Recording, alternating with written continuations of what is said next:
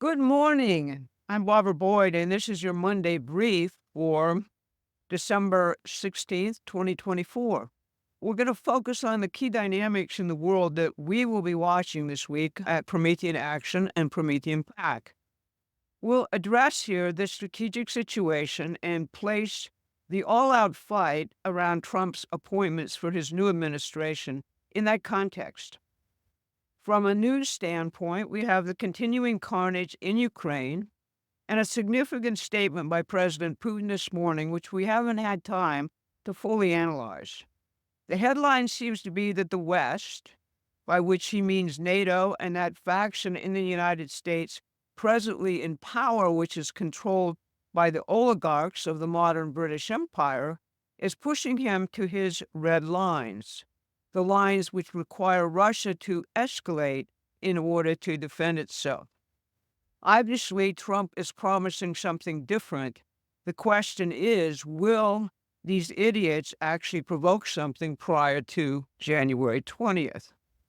President Putin notes that the planned deployment of U.S. medium-range missiles in Europe, right on Russia's border, which will be hypersonic, as the United States has just tested its first missile in response to the much more advanced weapons already developed by the Russians and the Chinese.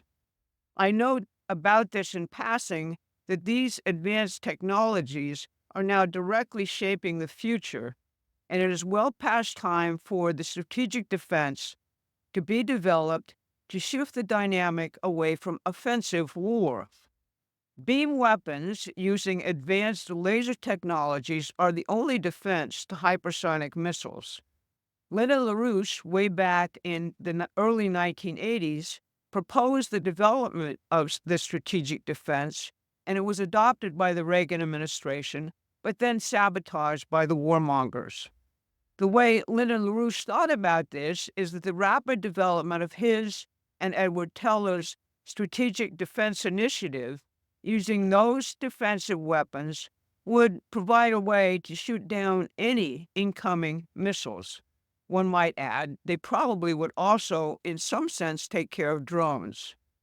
Deployment of the SDI, which Reagan offered jointly to the Russians, would result in a temporary advantage for the defense before offensive weapons could be developed. It is the nature of human beings that we progress in the universe, we develop things. So any attempt to actually shut down technology is not something we actually want to do. That's something which we did, obviously, through the ABM treaties preventing a defense. In that interlude, once this defense is developed, huge development proposals for the world by the nuclear powers under LaRouche's proposals and actually Reagan's idea would take place, creating a peace in the world because we would no longer be dealing with primitive economies being brutalized and mastered by empires which only know how to rape, pillage, and accumulate wealth by brutal and very, very backward means. In the Middle East, Syria continues to be carved up by Turkey and Israel and the variety of terrorist groupings controlled by NATO and that same military group in the United States, which is presently controlling the defense budget. It seems like Gaddafi had it right before he was assassinated. He said, the plan is to eliminate Syria and Lebanon from the map so that Israel's borders would be with Turkey in a completely remapped Middle East. If you think about the implications of all of that, all Arab secular states would be eliminated in favor of two religious states, a revisionist Zionist Israel and an Islamist new Ottoman Empire, which will be continuously at war with one another. Just as the Sykes-Picot Agreement ensured that the nations of this region would be in permanent religious conflict to facilitate, at that time, they're looting for their oil and gas reserves along with foreign control of the sea and land routes for trade between Europe, Asia, and Africa. So too was this plan, which originated way back in the Bush administration at the time of 9/11. It has now, in some sense, been fulfilled. Netanyahu was scheduled to testify in his trial today in Israel, but the judge gave him a pass on national security grounds. There is widespread so-called informed speculation that there will either be a strike on Iran or a hostage deal.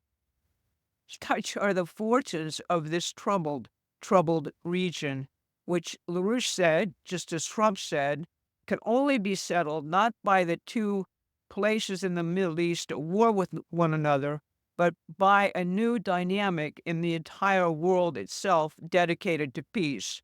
That's what I think Donald Trump has in mind for this, his breakthrough administration. He's meeting this challenge through his national security appointments of Pete Hegseth, John Radcliffe, Kash Patel, Tulsi Gabbard, and now Rick Grenell as his own special missions man to world hotspots, and Devin Nunes to the president's Foreign Intelligence Advisory Board, overseeing the intelligence community and the State Department. These people and Vice President Vance share Trump's passion and promise to the American people to end the forever wars, which we have been involved in, not for our security purposes, but for the purposes of oligarchs who Trump calls the globalists. To put a fine point on the opposing view, Senator Mitch McConnell penned an article in Foreign Affairs, which was released yesterday, arguing the case for maintaining what he calls America's necessary leadership in the world against Trump's vision, the one the people voted for, which McConnell characterizes as isolationism. It is an argument for the continued subservience to the British global empire, and it is the actual battle line in the fight for Trump's security state nominees. Trump does not intend to withdraw from the world.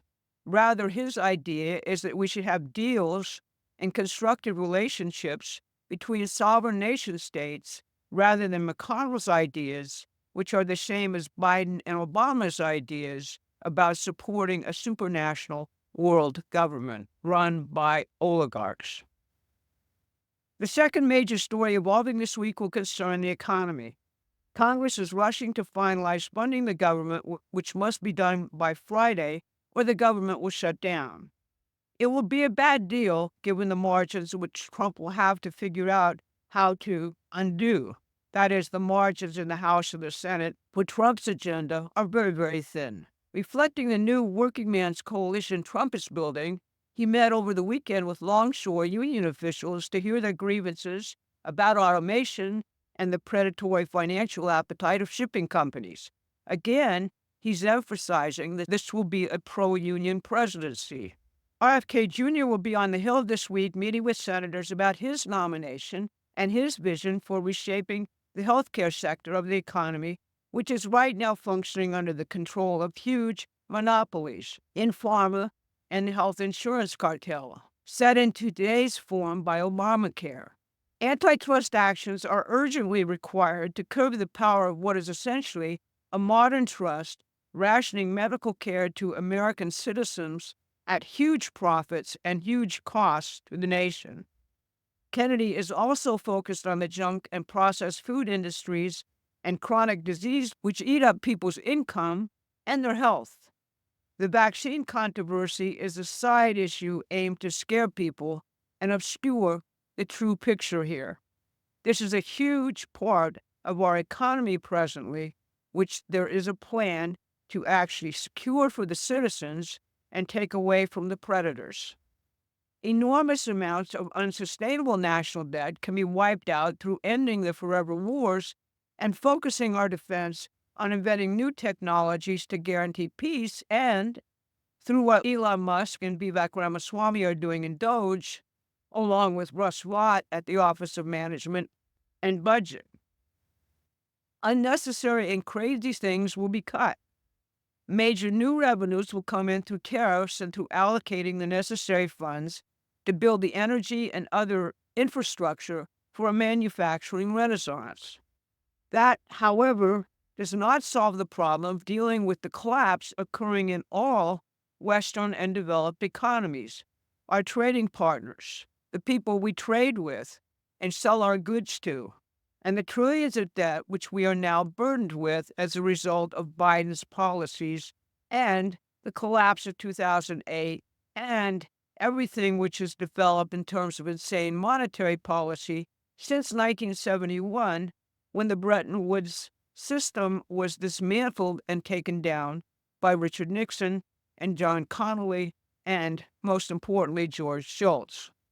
Scott Bessent, Trump's Treasury Secretary, keeps using the words New Bretton Woods, meaning, in my view, that he is thinking about the simple fact that you can't develop the type of economy here or a peaceful set of nation-state relationships in the world without nations having access to long-term credit at low interest rates and a monetary supply which is stable internationally. That's why Bretton Woods allowed for the development of stable economies in the post-war period, what people remember nostalgically as the last great period of American economic revival. It is not some imperial rules-based international order which made this, as Mitch McConnell argues. It was a system developed by Roosevelt, which actually allowed nation states, sovereign nation states, to develop and trade with one another. Now, Bob Ingram gave a terrific class on Saturday. In it, he talks about the type of banking and credit practices which allowed us to develop new economies here out of apparent ashes and disasters following our revolution, the Civil War, during the Civil War, and in the massive mobilization which led to victory in World War II. It will be unfamiliar territory for many, since we have been lied to that there is magic in the marketplace, that free trade creates wealth, and basically consuming things somehow sustains life. None of that is true and has never been true. We are builders. That's human nature. Please look for and watch Bob's class and join the discussion. Join us in discussing this, because this is going to be the dominant dynamic in the next weeks and months. Donald Trump has promised an economy which will allow for families, children, and housing for young people. Getting there requires a living wage. It requires rebuilding our devastated cities on a modern infrastructure and transportation platform. What Bob discussed on Saturday is an opening salvo on the types of policies this population needs to study and master right now, because that's the next fight, and that's what we'll be fighting for here at Promethean Action and Promethean PAC. Please join Susan Kokinda on Wednesday for the midweek.